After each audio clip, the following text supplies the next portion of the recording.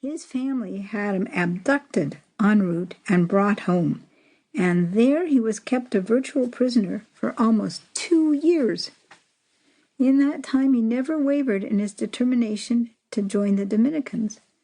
So near the end of that time, his brothers hired a prostitute to try to seduce him.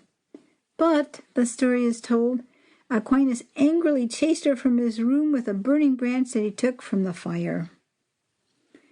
And so he impressed his family with his steadfast determination, and in 1245 they allowed him to return to the Dominicans, who did send him to Paris, this time successfully. At the University of Paris, Aquinas first encountered Albert, whom we call Albert the Great. Albert quickly became his most influential teacher and eventually his friend and mentor. When Albert moved on to the University of Cologne in 1248, Aquinas followed him there. To please his family, the Pope of that time actually made Aquinas an extraordinary offer. The Pope offered to appoint him abbot of Monte Cassino, even while allowing him to stay a Dominican. But Aquinas refused and stayed with the Dominicans. Aquinas seems to have been an unusually large person and also extremely modest and quiet. But during his 4 years at Cologne with Albert, his special gifts began to be apparent. But the other young Dominicans couldn't see it. What they saw was Aquinas' reticence and his humility, and so sometimes they teased the big, quiet Aquinas. One time, the boys made a secret pact. They called Aquinas over to the window, and they said to him, Hey, come and look! There's a cow flying out there in the yard!" And Aquinas came over and looked out the window, and of course there was no cow flying in the yard, and all the other boys laughed at him. And Aquinas said, "Well," he said, "I thought it was more probable that a cow could fly than that a Dominican would tell a lie." And that probably put some end to the teasing. Albert said about Thomas, he said, "We call him a dumb ox, but in his teaching he will one day produce such a bellowing that it will be heard throughout the whole world." And Albert was right. Eventually, Aquinas became one of the Dominican order's greatest thinkers and teachers.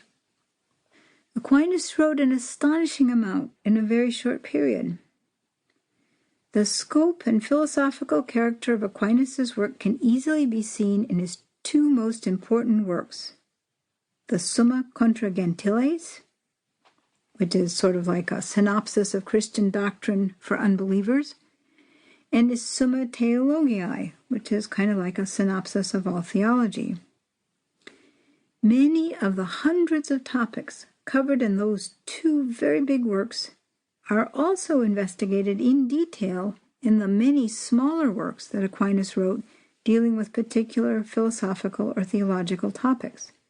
And he also wrote commentaries on works by Aristotle, the great Greek philosopher Aristotle, and other authors. And he also wrote commentaries on books of the Bible, on the Gospel of John, on the epistles of Paul, and on the book of Job.